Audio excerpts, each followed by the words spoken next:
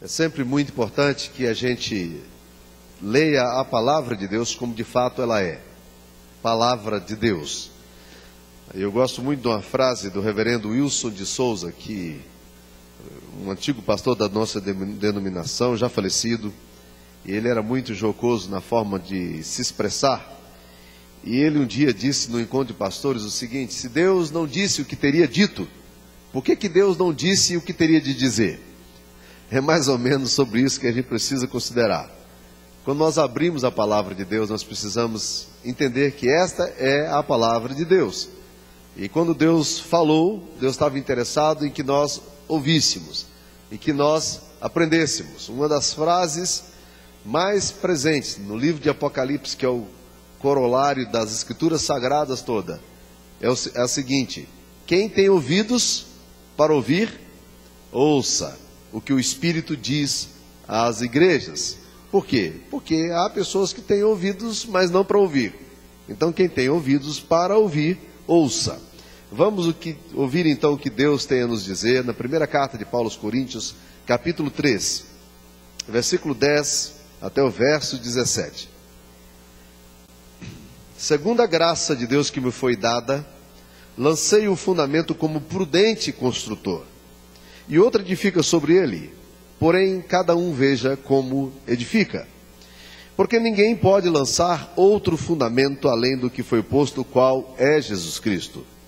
Contudo, se o que alguém edifica sobre o fundamento é ouro, prata, pedras preciosas, madeira, feno, palha, manifesta se tornará a obra de cada um, pois o dia a demonstrará.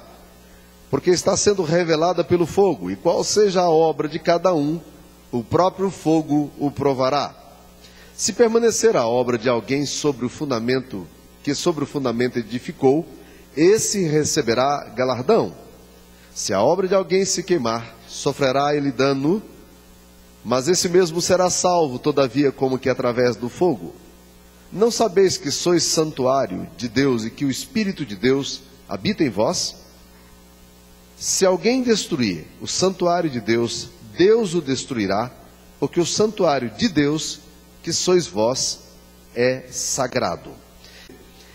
Nessa semana eu estive folheando um dos livros, um dos maiores clássicos da literatura moderna, embora não seja um livro tão recente, mas é um livro escrito por Stephen Covey, chamado 7 Hábitos de Pessoas Altamente Eficientes.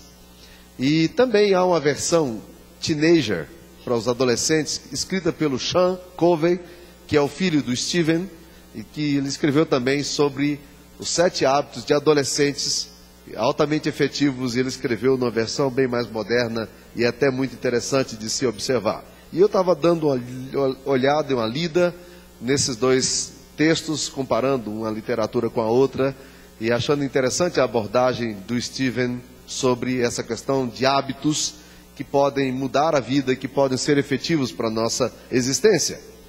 E nesse livro ele começa dizendo que durante 25 anos ele trabalhou como consultor, como diretor de empresa, como conselheiro empresarial, como diretor, analisando problemas familiares, analisando problemas de casamento, olhando o que seria mais importante para nesse texto que ele gostaria de escrever.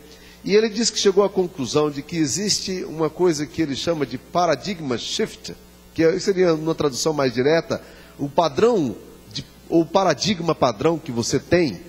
E ele pega uma palavra de um filósofo chamado Thomas Kuhn e diz o seguinte: só podemos alcançar grandes alturas ou melhoras significativas se focalizarmos na raiz da nossa vida, onde se encontram os paradigmas, de onde atitudes e comportamentos fluem. Ora, o que ele está dizendo numa linguagem muito simples, é aquilo que eu ouvi durante muito tempo, quando morava fora do Brasil e era orientado no meu campo missionário, por um missionário americano chamado Alan Thompson. E todos os encontros nossos, ele repetia um jargão, e esse jargão ele pedia para a gente repetir também. E ele dizia com aquela voz de americano lá do sul, ele diz: foundations are forever. e nós temos que repetir isso: fundamentos são para sempre. Os fundamentos, os nossos paradigmas, o que nós colocamos na base da nossa vida é para sempre. O problema seu não é comportamental.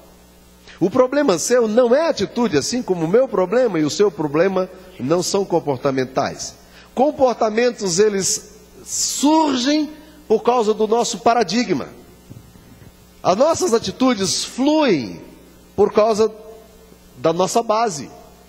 São os fundamentos que você tem, a forma como você vê, a percepção da vida que você tem, é que leva você a tomar as decisões que hoje você está tomando. Por isso que o texto do Stephen Covey é muito bom para a gente fazer uma avaliação de vida, porque é exatamente aí que se encontra a grande questão da nossa alma. O que é que está sendo o fundamento da minha vida? O que é que norteia as tomadas de minha posição, das minhas atitudes? O que é que tem por detrás que está me dando lastro para eu tomar hoje? E as decisões que virão no futuro, o que é que está fundamentando a minha existência? Ora, essa linguagem é uma linguagem muito teológica. Essa linguagem é uma linguagem muito bíblica.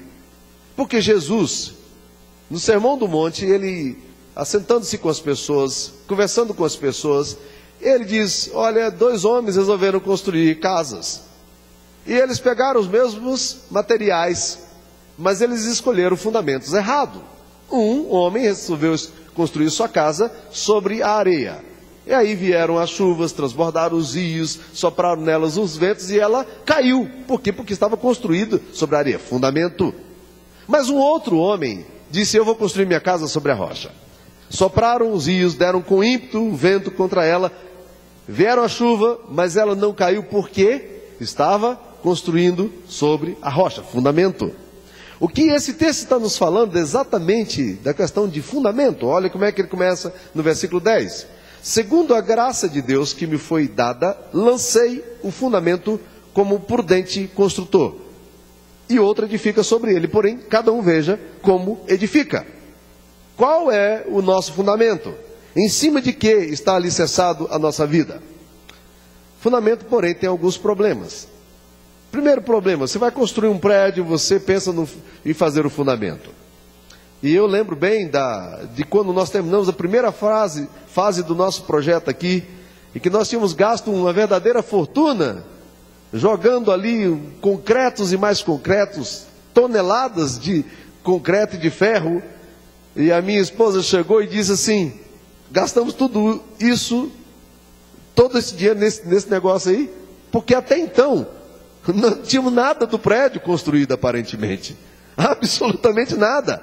Um dos problemas do fundamento é que o fundamento não é visível. Ninguém vê o que está lá por debaixo. Quais são os fundamentos da nossa vida? Ninguém está vendo. O que nós estamos vendo são as coisas que surgem. Mas quais são os fundamentos? Uma outra coisa é que fundamento não dá ibope. Os fundamentos que você tem não dão visibilidade, não dão reputação, não trazem holofote sobre a sua vida. É como a humildade. Aliás, uma palavra muito sugestiva, porque ela vem de humus, que é o esterco, é aquilo no qual você pisa. Mas o humus é o fundamento básico para a existência da raça humana. Mas quem quer ser humus? Quem quer ser terra? Quem quer se disponibilizar para ser humilde? Ao construirmos os nossos fundamentos, só sabe quem investiu aquele que esteve de perto e que sabe quanto tempo e quão complicado às vezes é construir fundamentos. Normalmente ao fazer os meus casamentos, quando sou convidado a celebrar algum casamento, eu digo para as pessoas: olha, tudo bem, nós vamos fazer o casamento, mas eu queria dizer a você que uma das condições sine qua non para que a gente faça o casamento é que a gente tenha um tempo para conversar sobre vida familiar.